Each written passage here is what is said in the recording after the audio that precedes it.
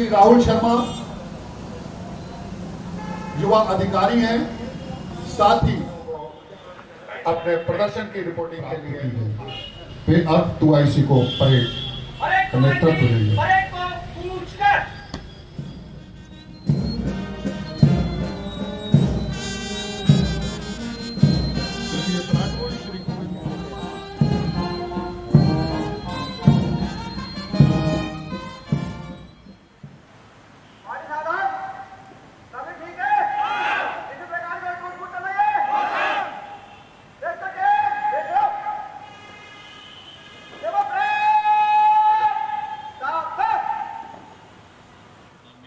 गृहमंत्री अमित शाह जी का है। मुझे यह जानकर प्रसन्नता हो रही है कि नागरिक सुरक्षा एवं गृह रक्षक संगठन द्वारा दिनांक 6 दिसंबर 2021 को अपना 59वां स्थापना दिवस मनाया जा रहा है। परंपरागत रूप से दोनों संगठन संकट के समय में राष्ट्र को मूल्यवान निस्वार्थ सेवा प्रदान कर रहे हैं। कोविड-19 की महामारी के विरुद्ध लड़ाई में भी नागरिक सुरक्षा और गृह रक्षक संगठन की प्रतिबद्धता, सकारात्मकता, योगदान प्रशंसनीय है। मुझे विश्वास है कि वर्तमान कोविड-19 के परिदृश्य में उपयुक्त व्यवहार के लिए समुदाय को प्रेरित करते रहेंगे। भविष्य में भी समर्पण और प्रतिबद्धता के साथ काम करेंगे। नागरिक सुरक्षा एवं गृह रक्षक संगठन के वार्षिक दिवस पर उनके आदर्श वाक्य सर्वभूत हिते रतः एवं निष्काम सेवा के साथ समुदाय और राष्ट्र को सशक्त बनाने की दिशा में सकारात्मक योगदान की अपेक्षा करता हूं। मैं नागरिक सुरक्षा एवं गृह रक्षक संगठन के स्थापना दिवस के अवसर पर समस्त अधिकारियों, कार्मिकों एवं स्वयंसेवकों को शुभकामनाएं प्रेषित करते हुए सभी भविष्य के प्रयासों की सफलता की कामना करता हूं। माननीय अमित शाह जी। कार्यक्रम स्थल पर उपस्थित हमारे डीजी पवन जैन साहब, एडीजी सबसे पहले तो मैं आज तक का बहुत कृतज्ञ हूँ, बहुत आभारी हूँ ये जावाज कि है, इसलिए आपकी व्यस्तताओं के बावजूद, थोड़ी सी धूप होने के बावजूद, और जिसका हक है उसे सौंपने में कैसी आनाकानी। मैं खुद भी इस बनता हूँ कि मजदूर को उसकी मजदूरी पसीना सूखने के पहले मिलती है।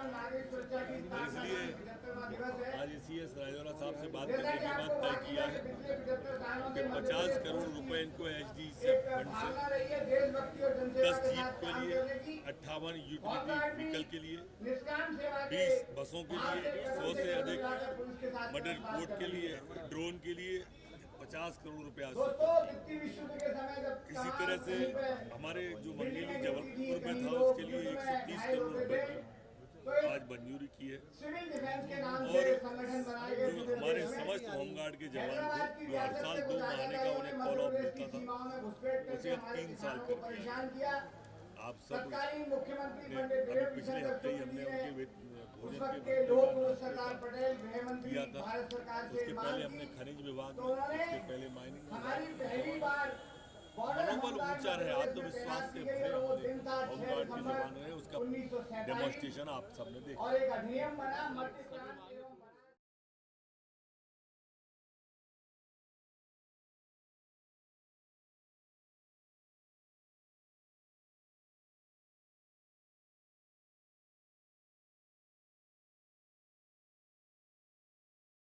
संविधान निर्माता बाबा साहब अम्बेडकर को राजधानी में याद किया गया।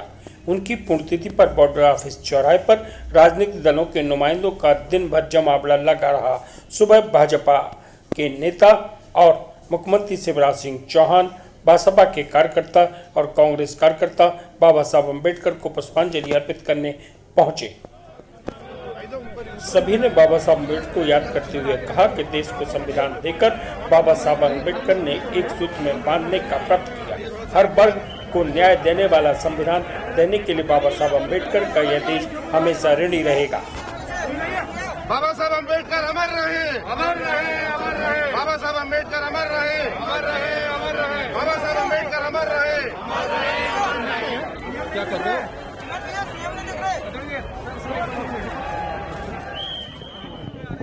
बाबा साहब अद्भुत प्रतिभा के धनी थे।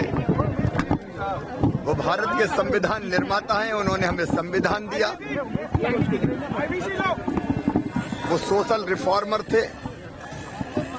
वो महान शिक्षाविद थे,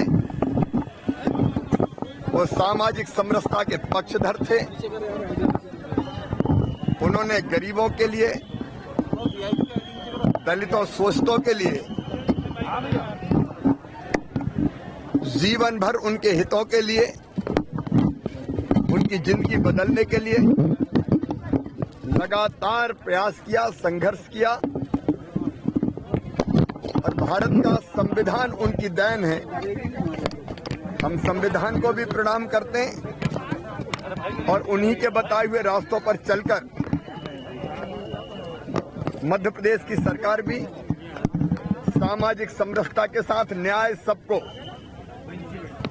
और सबसे पहले वो जो विकास की दौड़ में पिछड़ गए हैं, जो सबसे पीछे और नीचे रह गए हैं, हमारे प्रधानमंत्री श्रीमान नरेंद्र मोदी जी ने उनके कल्याण की अनेकों योजनाएं बनाई और मध्य प्रदेश की सरकार भी कल्याणकारी योजनाएं बना के सबके कल्याण और उत्थान के काम में जुटी हुई है। बाबा साहब के चरणों में प्रणाम। आज बाबा साहब अम्बेडकर का निर्वाण दिवस है, पुण्यतिथि है। बाबा साहब अम्बेडकर इस देश के और दुनिया के ऐसे नेता थे जो उन्होंने हिंदुस्तान का, दुनिया का सबसे बड़ा संविधान बनाया। और मैं समझता हूँ कि आज जो कुछ भी ये देश आज चल रहा है वो बाबा साहब अम्बेडकर के संविधान से चल रहा है। और यही संविधान ने गरीब आदमी को, दलित वर्ग को, पिछड़े लोगों को ताकत दी है। और मैं समझता हूँ ये हमेशा ताकत देता रहेगा। और जो लोग भी बाबा साहब अम्बेडकर के संविधान को बदलने की कोशिश करेंगे, कांग्रेस पार्टी का एक एक कार्यकर्ता अपनी जान निछावर करके बाबा साहब अम्बेडकर के संविधान की रक्षा करेगा, उसको बचाएगा। मैं अपने श्रद्धा सुमन उनके चरणों में अर्पित करता हूँ। आज डॉक्टर भीमराव अम्बेडकर जी के निर्वाण दिवस के अवसर पर भारतीय जनता पार्टी के कार्यकर्ताओं ने उनके चरणों में श्रद्धा सुमन अर्पित करें और जो यात्रा उनके द्वारा चलाई गई थी, उनके जो विचार है, नई पीढ़ी अपनी इस यात्रा में उनके विचारों को और पल्लवित और पोषित करेगी। इसी संकल्प के साथ आज भारतीय जनता पार्टी के सभी कार्यकर्ताओं ने उनके चरणों में श्रद्धा सुमन अर्पित किया। विश्व रत्न बाबा साहब की 65वीं पुण्यतिथि है और पुण्यतिथि पे हम सब भोपाल के बसपा के सभी पदाधिकारी मिलकर बाबा साहब को यहाँ श्रद्धा सुमन अर्पित करने आए हैं। और ये बहुजन समाज पार्टी बाबा साहब को पूरे भारत में जो बाबा साहब के द्वारा संविधान है, संविधान को लागू कराना चाहिए, जिससे दबे कुचले समाज को न्याय मिल सके, सम्मान मिल सके। और बाकी तमाम सारी पार्टियां दिखावा तो करती हैं, लेकिन बाबा साहब को आज तक सच्चे मायने में पूरा संविधान भी लागू नहीं कर पाए। तो और यहाँ आप देख सकते हैं प्रोटोकॉल, सीएम साहब यहाँ माल्यार्पण करने आए हैं। माल्यार्पण करने के लिए नगर निगम गाड़ी तक नहीं है जो बाबा साहब के ऊपर माला डाली जा सके। ये व्यवस्था है भारतीय जनता पार्टी की, ये दिखावा करना चाहते हैं। इसलिए बहुजन समाज पार्टी पूरे भारत देश में ये बाबा साहब को जो सम्मान देने का काम करती है, बहुजन समाज पार्टी देने करती है। बाकी लोग तो सब दिखावा करते हैं। और बाबा साहब के पद चिन्हों पर चलकर बहुजन समाज पार्टी पूरे भारत में राज्य और स्टेटों में सरकार बनाकर दबे कुचले समाज को न्याय देना चाहती है। ये बहुजन समाज पार्टी का उद्देश्य है कि बाबा साहब के सपनों को साकार करना। जो पूरा फायदा उठाओ कांग्रेस से, अब चलेगा भाजपा और पैसा बांटते चले और हमारे एमएलए को भगा के लेके। देखो गद्दार जो है इतिहास माफ नहीं करता।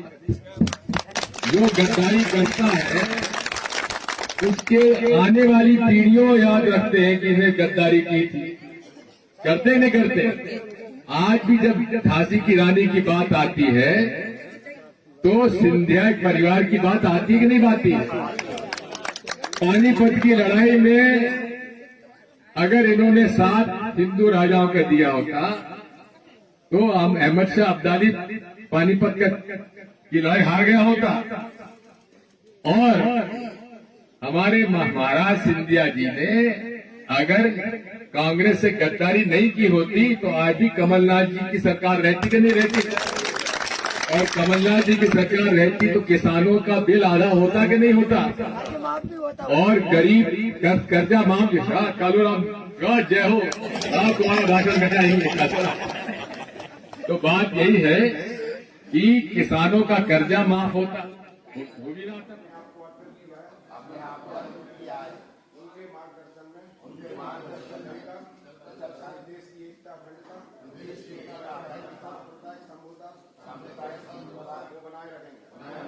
हम संकल्प लेते हैं कि जो मार्ग डॉक्टर भीमराव अम्बेडकर ने बताया है उस मार्ग पर चलते रहेंगे। हम संकल्प लेते हैं कि जो संविधान हमारे देश के वरिष्ठ नेताओं ने डॉक्टर भीमराव अम्बेडकर के निर्देशन में बनाया है, उसकी रक्षा के लिए हम सब अपने आप को समर्पित कर देंगे। आज जो शक्तियाँ संविधान को मरोड़ना चाहती हैं, उनको समूल इस देश से स्थानाबूत करेंगे। हम संकल्प लेते हैं स्वतंत्रता संग्राम में हमारे समस्त वरिष्ठ नेताओं ने संविधान का निर्माण किया है, उसको बचाए रखने के लिए हम अपने प्राणों की आहुति तक अर्पित करेंगे। आप सबसे अनुरोध है।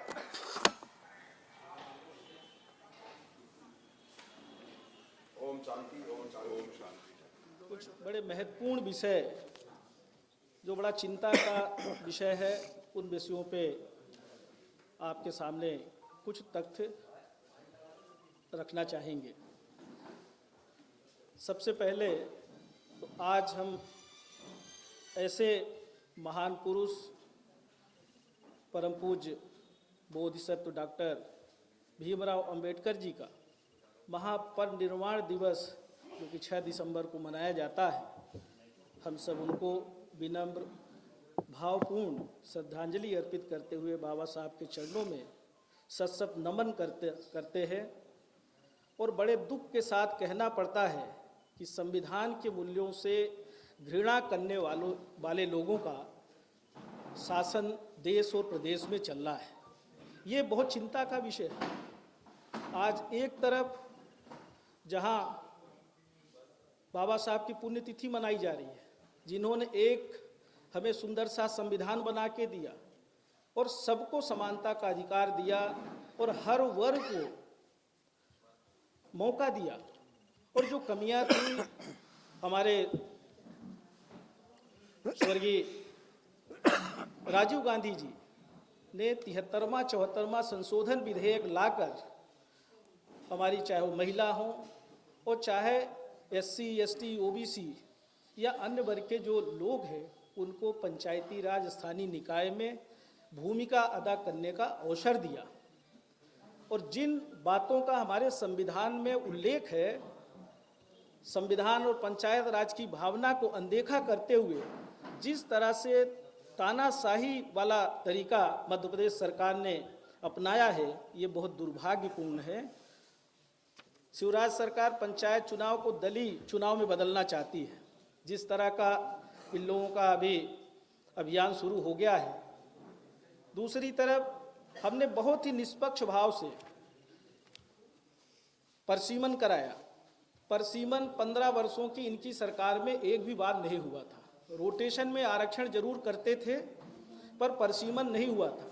बहुत सारी हमारी ऐसी पंचायतें थी जो 15 किलोमीटर के क्षेत्र में 1071 जो नवीन पंचायतें बनाई थी, वो नवीन पंचायतों में भी अगर चुनाव होता उनको इंक्लूड करके करते तो हमारे और भी लोगों को चुनने का मौका मिलता। जो गांव में रहने वाले लोग हैं वो अपनी पास की पंचायत में उनको काम करने का अवसर मिलता, उनको और सुविधाएं मिलती। इसका तो एक ही उद्देश्य था कि जो गांवों में लोग रहते हैं उनको सुविधाएं मिले, उनका पंचायत भवन पास में हो, उनको 15 किलोमीटर 12 किलोमीटर दूर नहीं जाना पड़े। इन सब बातों को ध्यान में रख के बनाया था, हमने परसीमन किया था जो 15 वर्षों से नहीं हुआ था इनकी सरकार में, और आरक्षण का भी इसी तरह से रोटेशन में किया था। ये बड़ा दुर्भाग्यपूर्ण है कि भारतीय जनता पार्टी की सरकार और उनके नेता हमारे संविधान को नहीं मानते हैं। बड़े दुख की बात है।